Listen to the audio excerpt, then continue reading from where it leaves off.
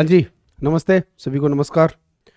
कैसे हो आप सभी? तो आज हम बात करने जा रहे हैं, जो हम इंटरनेशनल रिलेशन पढ़ रहे थे, विदेश संबंध पढ़ रहे थे, उस विदेश संबंध में एक नया दृष्टिकोण ये है कि जो अंतरिक्ष है, स्पेस है, वो देशों के बीच में सामरिक संबंध और विदेश नीति का नया अड्डा होने जा रहा है। कुछ लोग तो इस बात को बढ़ा चढ़ा के इस तरीके से पेश करते हैं कि दुनिया का अगला जो विश्व युद्ध है, वो शायद चांद पे या अंतरिक्ष में लड़ा जाएगा। तो बात ये है, ये तय बात है, यकीनन तय बात है कि स्पेस है वो दुनिया के देशों के बीच में विदेश नीति का और सामरिक नीति का एक बड़ा हिस्सा 21वीं सदी में होने वाला है। जैसे पुराने समय में साम्राज्यवाद था कि कोई देश यूरोप से जहाज निकले, उत्तरी अमेरिका पे कब्जा किया, दक्षिण अमेरिका पे कब्जा किया, एशिया पे किया, ऑस्ट्रेलिया पे किया, फिर उन्होंने अपनी अपनी तरीके से अपनी अपनी हुकूमतें स्थापित की। ऐसा आगे आने वाले समय में ये हो सकता है कि चांद पर देश अपनी अपनी कॉलोनी स्थापित करे, अपने अपने अड्डे स्थापित करे, और उसके बाद में फिर वहां पे भी एक साम्राज्यवाद अलग प्रकार का देखने को हमें मिले। जो 17वीं 18वीं शताब्दी में हमें देखने को मिला था विभिन्न महाद्वीपों द्वीपों के बीच में, वो हो सकता है कि चांद पे देखने को मिले या मंगल पे देखने को मिले। तो अंतरिक्ष के अंदर जो सबसे बड़ी चीज है, अगर हम चाहते हैं कि पहली कॉलोनी स्थापित करें, तो हमारे जो सबसे नजदीक है वो है चांद। चांद पे हम अपने प्रयोग कर सकते हैं। चांद पर हम अपने जो दिमाग के अंदर जो इमेजिनेशन है, ख्यालात है, उन ख्यालात को धरती पे उतार के देख सकते हैं कि ये कैसे मुकम्मल हो सकते हैं, पूरे हो सकते हैं। मतलब जो बोलते हैं imagination is more important then knowledge, तो हमारी जो इमेजिनेशन है ना, उसको हम चांद पे करके दे सकते हैं। जो हम आर्टिफिशियल इंटेलिजेंस और रोबोटिक के सारे अब चांद पे वास्तव में ही करके दे सकते हैं। हुआ ये कि पिछले एक महीने से अमेरिका ने ये कहा है कि 2028 में हम चांद पे अपना एक अड्डा स्थापित करेंगे और हमारा मैन मिशन जा रहा है। उससे पहले चाइना ने ये बोला था 2030 में जा रहे हैं, और अभी एक दिन पहले ही हमारे जो गगनयान के मिशन के लोग थे उनसे मोदी जी मिले हैं। तो सभी जो बड़े प्लेयर हैं दुनिया के, वो सभी अंतरिक्ष में अपने कदम बढ़ा रहे हैं। ऐसा क्या है अंतरिक्ष के अंदर कि वो अपने कदम अंतरिक्ष की ओर लेके जा रहे हैं? जैसे कि आप जानते हो कि हम जानते हैं कि 1969 के अंदर कभी चांद पे नील आर्मस्ट्रॉन्ग साहब गए थे। उससे पहले रूस के यूरी गागरिन गए थे, जो उस वक्त का सोवियत यूनियन था। उस वक्त की वो स्पेस मिशन थी। उसको हम बोल सकते हैं कि जैसे आप आरएस मेंस की तैयारी कर रहे हो तो पढ़ते हो वैज्ञानिक राष्ट्रवाद, कि वैज्ञानिक उपकरणों के सारे और ऐसी ऐसी चीज़ें करके दिखानी जो दुनिया के अन्य देश नहीं कर रहे, और हम फिर एक ग्लोरी फील कराएं, एक गौरवान्वित महसूस कराएं हमारी जनता को। देखो कि हम विज्ञान में, तरक्की में कितने आगे, और हम स्पेस में चले गए। लेकिन वो तो 1970-80 के दशक की बात है। बीच के 40 सालों के अंदर चांद वाला मामला ठंडा था। चंदा मामा की ओर किसी भी भांजे ने नहीं देखा। अब दुनिया की सभी भांजे चंदा मामा की ओर जा रहे हैं। तो ऐसा क्या हो गया कि चंदा मामा की ओर सब है ना वो ललायित हो रहे हैं कि यार चंदा मामा भी हमें जाना है, चंदा मामा से सब मिलना चाह रहे हैं। क्या चीजें हैं ऐसी? और सबसे बड़ी बात यह है कि पहली बार दुनिया में वो दौर वापिस आ रहा है जब जैसे ईस्ट इंडिया कंपनी बनी, फ्रेंच वाली कंपनी बनी, कोई डेनमार्क की कंपनी बनी, और जो क्या करती थी कि दुनिया में अपने अपने द्वीप महाद्वीप ढूंढती थी, कब्जे करती थी। अब इन्हीं कंपनियों के साथ दुनिया के देश समझौते कर रहे हैं। किस लिए? अंतरिक्ष में गहन अनुसंधान करने के लिए, अंतरिक्ष में नई खोजों के लिए। तो क्या हम नई ईस्ट इंडिया कंपनी खोज रहे हैं? कहीं ऐसा ना हो कि आगे आने वाले वक्त में कोई गूगल, टेस्ला या कोई फेसबुक, ट्विटर ऐसी कोई कंपनी है वो चांद पे अपना झंडा स्थापित कर ले और फिर वहां से अपने तरीके से नया राज स्थापित करे, और हम धरती पे बैठ के यूं मामा की तरफ देखते रहे, मामा पे कोई और जाके कब्जा कर लिया, बाकी भांजे नीचे बैठे और कोई एक भांजा जाके वो मामा को पूरे का पूरा हड़पा लिया। ऐसा हो सकता है, कोई बड़ी बात नहीं है, क्योंकि हमने साम्राज्यवाद की ऐसी लड़ाइयाँ अभी 20वीं सदी के अंदर हम देख के आए हैं। कोई ज़्यादा वक्त नहीं गुजरा है, इतिहास के पन्नों में ये कोई ज़्यादा समय नहीं होता है। तो मैं ऐसी बातें क्यों कर रहा हूँ? क्योंकि पिछले 1-2 सालों में ऐसी चीज़ें सामने आ रही है। जैसे एलन मस्क साहब है, उनकी एक स्पेस एक्स कंपनी है, उनका स्टारशिप प्रोजेक्ट है, फाल्कन रॉकेट है। वो ऐसा रॉकेट बना रहे हैं कि अंतरिक्ष यात्रा इतनी किफ़ायती हो जाएगी, इतनी सस्ती हो जाएगी कि जाओ और जाके वापस थोड़े दिनों में क्या आ जाओ, वापस आ जाओ। क्या है? जाओ और एक दिन बाद वापस आ जाओ। वो कह रहे हैं मैं इतना स्पेस मिशन में इतना किफ़ायती और इतना सस्ता कर दूंगा कि आप जल्दी लौट के क्या आ जाओगे, वापस आ जाओगे। उनके जो मिशन है वो अभी प्रायोगिक चरणों के अंदर है, लेकिन हो सकता है कि वो उनको क्या कर दे, पूरा कर दे। तो कुल मिला के बात ये है कि ये जो सामरिक दौड़ बढ़ रही है, चांद हमारे लिए सबसे नज़दीक है, वहाँ पे हम अपने प्रयोग कर सकते हैं, अपने जो कल्पनाएं हैं, ख्यालात है, इमेजिनेशन है, उनको वहाँ पे आजमा सकते हैं। इसीलिए चांद हमारे लिए ज़रूरी है। और देखिए, दो तीन छोटे उदाहरण बताता हूँ कि चांद इतना ज़रूरी क्यों है।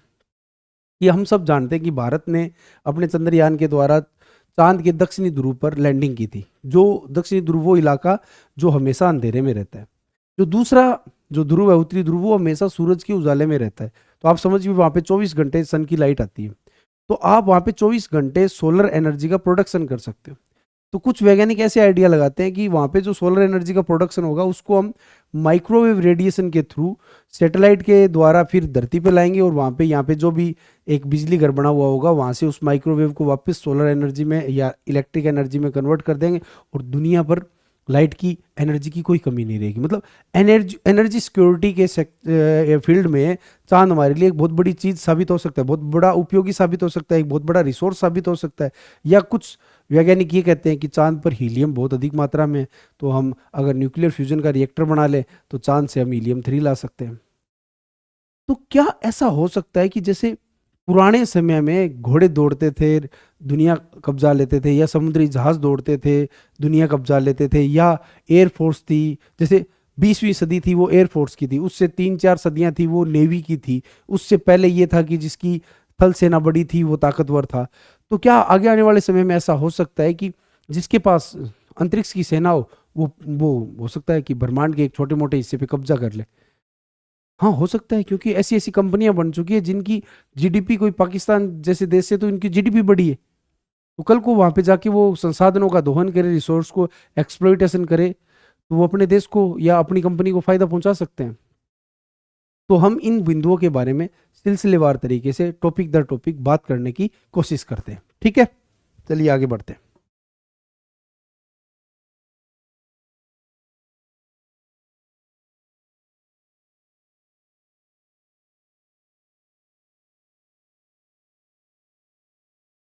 देखिए, कहानी आर्टेमिस मिशन की।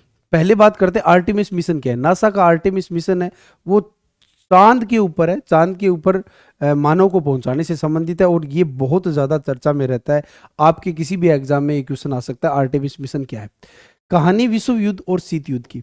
मैं छोटा सा आपको बैकग्राउंड में लेके चलता हूं कि जब विश्व युद्ध चल रहा था, सेकेंड वर्ल्ड वॉर चल रहा था, तो जर्मनी के अंदर एक साइंटिस्ट था जिसका नाम था साथियों वोन रोन। वोन रोन को हिटलर ने काम सौंप रखा था कि आप मिसाइल टेक्नोलॉजी पे काम करो। वो ये चाहता था कि मैं इंग्लिश चैनल को एयरफोर्स के माध्यम से पार करता हूँ। तो ब्रिटेन ने रेडार टेक्नोलॉजी बना ली थी, तो वो जो जर्मन की एयरफोर्स थी लुफ्टवाफे, उसको वो डैमेज कर देता था। तो उनको ये लगा कि ऐसी मिसाइल बनाओ जो सीधी जाके इंग्लिश चैनल को पार करे और ब्रिटेन को तबाह कर दे। वोन रोन साहब इस पे काम कर रहे थे, लेकिन तभी क्या हुआ कि जर्मनी के पश्चिमी साइड से और पूर्वी साइड से, दोनों साइड से हमला हो गया। पूर्वी साइड से सोवियत यूनियन ने किया, और पश्चिमी साइड से फ्रांस, ब्रिटेन और अमेरिका वाली जो एलआई है उन्होंने किया। अब वोन रोन हाथ लगा अमेरिका के, और वोन रोन के जो डॉक्यूमेंट थे वो हाथ लगे यूएस सोवियत यूनियन के। अब देखिए मजे की बात कि उसी वोन रोन के ने जो रॉकेट बनाया था उससे यूएस से चांद पहुंचा था, और जो डॉक्यूमेंट सोवियत यूनियन के हाथ लगे थे उनके सारे उन्होंने स्पुतनिक बनाया और यूरी गागरिन को चांद पे पहुंचाया था। तो ये जंग थी ना, ये तो बहुत पहले से चली आ रही थी। और फिर शीत युद्ध में तो हम देख रहे हैं कि यूएस से और सोवियत यूनियन के बीच में तो एक भारी कसम कस्ती कि कौन स्पेस के अंदर सबसे पहले नई चीजें करके दिखाई। जैसे यूरी गागरिन 1961 में गया तो अमेरिका को ये लगा यार ये क्या हो गया, हमारी बेइज्जती होगी। और 1969 में फिर अमेरिका ने जब चांद पे कदम रख दिया तो फिर सीधी सी बात है उन्होंने सोवियत यूनियन को पिछाड़ दिया। तो शीत युद्ध और विश्व युद्ध से ये स्टोरी चल रही है। और अब क्या है कि इस कहानी के अंदर अब बोल रहे हैं ना दुनिया में कि नया शीत युद्ध शुरू हो चुका है जो चीन और अमेरिका के बीच में चल रहा है। तो इस नए शीत युद्ध में क्या अगला जो इलाका है वो अंतरिक्ष होने वाला है। जैसे कि मैंने कहा था आपको वीडियो के स्टार्टिंग में कि 2030 में चीन है वो कहाँ पे पहुंच रहा है, चांद पे पहुंच रहा है, और यूएस से 2028 का कह रहा है। तो मतलब बातें शुरू हो रही है ना कि हम ब्रह्मांड में अपना कब्जा करेंगे। तो जो बातें शीत युद्ध विश्व युद्ध में हमें देखने को मिल रही थी, वो इस वक्त है ना नए शीत युद्ध में भी हमें कहानी देखने को मिल रही है। खैर, मैंने आपको बताया कि चांद हमारे लिए नया रिसोर्स हो सकता है, और संसाधनों के लिए मनुष्यों के बीच में, मानवों के बीच में जो जंग है वो हमेशा से चली आई है। सब चाहते हैं कि मेरे पास ज़्यादा से ज़्यादा लैंड हो, ज़्यादा से ज़्यादा मेरे पास मिनरल हो, ज़्यादा से ज़्यादा मेरे पास फ्रेश वाटर रिसोर्सेज हो। आदमी इसी जंग में रहता है, इसी कसम में रहता है। तो हम नए रिसोर्सेज के लिए अब क्या यूनिवर्स की ओर जा रहे हैं, जैसा कि कह रहा है अब स्पेस एक्स मिशन में जो एलन मस्क है वो तो कह रहे हैं कि मैं इतना किफ़ायती अंतरिक्ष मिशन बना दूंगा कि चांद पे, मंगल पे आपकी बस्तियां होगी, आदमी वहां पे बसेगा। तो कुल मिला के बात तो ये है ना कि नई कॉलोनी बन रही है। नई कॉलोनी बनेगी तो एक देश कहेगा मैं बनाऊंगा, दूसरा देश कहेगा मैं बनाऊंगा। तो साम्राज्यवाद की जो नई जगह है वो क्या होता जा रहा है, अंतरिक्ष होता जा रहा है। और हमारे पास में अंतरिक्ष में सबसे पास वाली कॉलोनी कौन सी है? चांद। कौन सी है? चांद। तो चांद की बात क्या हो रही है? ज्यादा हो रही है। तो कहानी संसाधनों की लड़ाई की प्राचीन समय से हो रही है, और चांद हमारे लिए एक नया संसाधन प्रतीत हो रहा है कि इस पे हम जाके उसको एक्सप्लॉइट कर सकते हैं, उसका हम क्या कर सकते हैं? दोहन कर सकते हैं।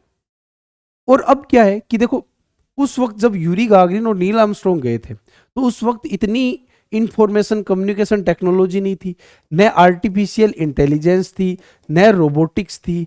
अब तो देखिए हमारे पास रोबोटिक्स आ गई, आर्टिफिशियल इंटेलिजेंस आ गई, बिग डेटा आ गया, इंटरनेट ऑफ थिंग्स आ गई, पता नहीं क्या क्या चीज़ें आ गई, क्वांटम कंप्यूटिंग आती जा रही है। तो इस स्पेस का हम क्या है, पहले की तुलना में और ज़्यादा दोहन कर सकते हैं। और ये चीज़ें कब देखने को मिल रही है? जैसे मैंने कहा, स्पेस एक्स मिशन है जो किसका है? एलन मस्क का है। वो यही तो बता रहा है ना कि इस सारी टेक्नोलॉजी को हम अगर स्पेस टेक्नोलॉजी में यूज करेंगे तो जो स्पेस मिशन है वो हमारा बहुत ही किफ़ायती और सस्ता हो जाएगा। जैसे अब पहले आज आज से 100 साल पहले ये था कि कोई इंग्लैंड घूम के आता था तो लोग पूछते थे, अरे वाह क्या रही इंग्लैंड घूम के आया, कैसा है इंग्लैंड। हो सकता है कि 50 साल बाद लोग के ये चांद पे घूम के आए, भाई साहब बताना चांद कैसा था, भाई साहब मंगल कैसा था। क्योंकि मिशन क्या, ये जो स्पेस मिशन क्या है, किफ़ायती और सस्ता हो सकता है। जैसे किफ़ायती और सस्ता एयर जो विमान सेवा है वो किफ़ायती और सस्ती हुई, तो आम आम नागरिक है वो भी उसमें यात्रा करने लग गया। ऐसा ही हो सकता है कि ये स्पेस मिशन है ये सस्ता हो जाए। किसके माध्यम से? आर्टिफिशियल इंटेलिजेंस है, रोबोटिक्स है, इंटरनेट ऑफ थिंग्स है, बिग डेटा है, पता नहीं नई नई चीज़ें, क्वांटम कंप्यूटिंग्स है। कोई भी चीज़ ऐसा हो सकता है कि दो टेक्नोलॉजी आपस में मिलके इतना इतना बढ़िया सिनर्जी की इफेक्ट लाए कि स्पेस मिशन और ज़्यादा इफेक्टिव हो जाए। ठीक है, इफेक्टिव हो जाए। एलन मस्क और उसकी कंपनी स्पेस एक्स, मैंने बता दिया, फाल्कन रॉकेट बना रहे हैं ये कि भाई साहब ऐसा रॉकेट होगा, सूट से आएगा और तुरंत आपको वहाँ पे सेट कर देगा, और फिर आप चांद पे मजे करना, चंदा मामा के पास भांजा चला जाएगा। फायदे क्या है? मैंने आपको कहा था कि चांद के ऊपर लिथियम का भंडार है, तो जो नाभिकीय संलयन का, अगर न्यूक्लियर फ्यूजन का जो रिएक्टर हम बना रहे हैं तो अहमदाबाद में, जिसका नाम है टोकोमैक, जो ITER है, 10 देशों का एक मिशन है। अगर वो कामयाब हो जाता है तो हमें लिथियम के सोर्स के रूप में चांद है ना वो हमारे लिए बहुत उपयोगी साबित होगा। दूसरा, ऊर्जा मिशन, मैंने बताया था कि वहाँ पे जो उत्तरी ध्रुव है वहाँ पे सूरज 24 घंटे रहता है, तो वहाँ की सोलर एनर्जी को इलेक्ट्रिक माइक्रोवेव के थ्रू धरती तक पहुँचा दो, और वहाँ पे एक अगर कोई ऐसा बिजली घर होगा जो उस माइक्रोवेव को किस में कन्वर्ट कर देगा? इलेक्ट्रिक एनर्जी में। तो हमारे पास भाई साहब बतेरी इलेक्ट्रिक एनर्जी हो जाएगी, लाइट के बिल का कोई झंझट नहीं रहेगा। ऐसा एक ख्यालात है, देखिए कैसे पूरा होता है। तो ऊर्जा सुरक्षा के लिए भी चांद क्या है, हमारे लिए उपयोगी साबित हो सकता है। और वैसे भी देखिए, ले देखिए आदमी जो भाग रहा है रिसोर्स, उसमें सबसे बड़ी चीज़ होती है ना वो होती है एनर्जी। हमें एनर्जी चाहिए जीवन चलाने के लिए, तो अगर चांद पे एनर्जी मिलेगी तो हम बाकी क्यों नहीं जाएंगे। अब जैसे हम धरती से रॉकेट भेजते हैं मंगल मिशन के लिए, तो धरती का ग्रेविटेशन ज़्यादा है तो खर्चा ज़्यादा लगता है। कल को मान लो आदमी चांद पे कॉलोनी बना ले, चांद पे कॉलोनी बना ले, चांद का ग्रेविटेशन कम है, और भी सारी चीज़ें ऐसी जो धरती पे उसकी कॉस्ट ज़्यादा होती है, चांद पे उसकी कॉस्ट क्या हो जाएगी? कम। तो मंगल पे, धरती पे मंगल मिशन भेजे बनिस्पत अगर चांद पे मिशन भेजें, चांद से मंगल पे मिशन भेजें, तो हमें हमारी कॉस्ट कम होगी, हमारा खर्चा कम होगा। तो अगर चांद पे हम ऐसी कॉलोनी बना लेते हैं, हमें रिसोर्सेज मिल जाते हैं, वहाँ पे पानी मिल जाता है, हमें हीलियम मिल जाता है, कैसे भी तरीके से हम कॉलोनी बना ले, तो वहाँ से हम अंतरिक्ष को और अच्छा एक्सप्लोर कर सकते हैं। ठीक है, दक्षिणी ध्रुव पर चांद जो पानी की खोज है वो ज़्यादा हो रही है, क्योंकि वो अंधेरे के अंदर है, तो माना जा रहा है कि वहाँ पे पानी मिलने की संभावना क्या है?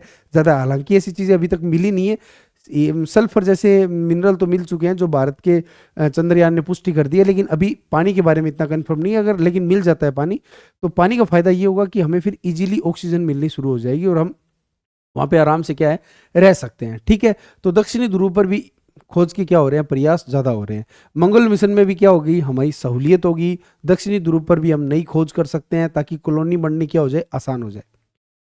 देश कंपनी जैसे एलन मस्क की कंपनी होगी, या देश हो गया, चाइना हो गया, यूएसए हो गया, इनके अपने अपने अड्डे और अपनी अपनी कॉलोनी होगी, और उसके माध्यम से क्या है कि वहाँ पे चांद पे हम नई नई खोज करेंगे, अंतरिक्ष को जानेंगे और उसके संसाधनों का क्या करेंगे, दोहन करेंगे। तो ये मुख्य 4 फायदे हैं, और इन 4 फायदों को हम ऊपर नीचे करके 7-8 पॉइंट बना सकते हैं, लेकिन मुख्य ये 4 पॉइंट है।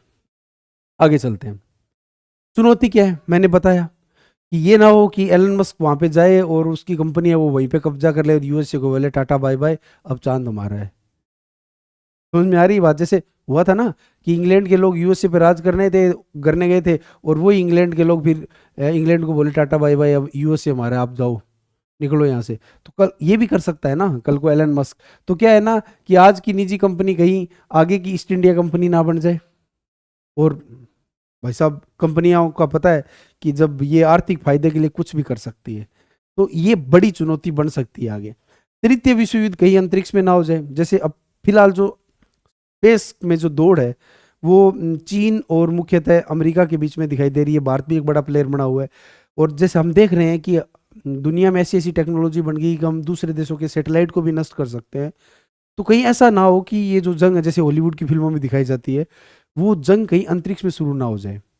ठीक है, क्योंकि धरती पे तो हो सकता है कुछ ऐसे सियाने लोग हो कि भाई साहब मत लड़ो यहाँ पे, लेकिन कहीं ये जंग है ना वो आकाश में शुरू ना हो जाए। और वैसे भी इंफॉर्मेशन और कम्युनिकेशन टेक्नोलॉजी है, उसका जो बहुत बड़ा इंफ्रास्ट्रक्चर है वो अंतरिक्ष के अंदर है, तो उसको नष्ट करने के लिए देश आपस में लड़ने लग जाए, हो सकता है।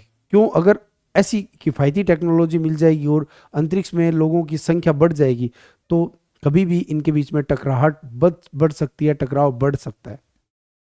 डिजिटल डिवाइड, अब एक आदमी गांव में कहीं झुग्गी झोपड़ियों में बैठा है, उसको खाने के लिए दाने नहीं है, और हम बात कर रहे हैं चांद पे हीलियम की और सोलर एनर्जी की। तो सोच के देखिए कि जो आर्थिक विषमता थी, वो आर्थिक विषमता अब डिजिटल टेक्नोलॉजी में भी दिखाई दे रही है। तो डिजिटल डिवाइड गैप बढ़ जाएगा, सामाजिक विषमता और ज़्यादा बढ़ जाएगी। तो हो सकता है कि कल हम नीचे बैठ जाएं धरती पे, और ऊपर लोग चांद पे और मंगल पे मौज करें, और हमें ये लगा यार कैसी फक्कारी की और फाका मार के जीवन जी रहे हैं यार, कैसी गरीबी में जीवन जी रहे हैं। तो इस डिजिटल टेक्नोलॉजी ने डिजिटल डिवाइड को और ज़्यादा बढ़ा दिया है। अभी क्या है कि 1967 का जो अंतरिक्ष समझौता है वो देशों के बीच में लागू है कि अंतरिक्ष किसी का नहीं है। लेकिन जो अब कसमकस दिखाई दे रही है, तो इस कसमकस में तो नए नियम कायदे बनने चाहिए। और जैसे हो ये रहा है कि देश अलग अलग देशों के साथ, अलग अलग कंपनियों के साथ समझौते कर रहे हैं कि आप, जैसे अमेरिका का जो स्पेस मिशन है वो तो एलन मस्क के ऊपर स्पेस एक्स पे इतना निर्भर हो गया है कि भाई साहब आप जैसे करो करो, कुछ जल्दी रॉकेट वॉकेट बना के दो कि हम ऊपर जाके दिखाएं। तो ऊपर जो जंग होगी, ऊपर जो टकराहट होगी, टकराव होगा, उस टकराव के लिए क्या नियम कायदे होंगे, कानून क्या होगा, क्या संविधान होगा, क्या आइन होगा, उसके बारे में अभी कुछ निर्धारित नहीं है। और ये जो 1967 का अंतरिक्ष समझौता है ये तो बहुत पुराना हो चुका है।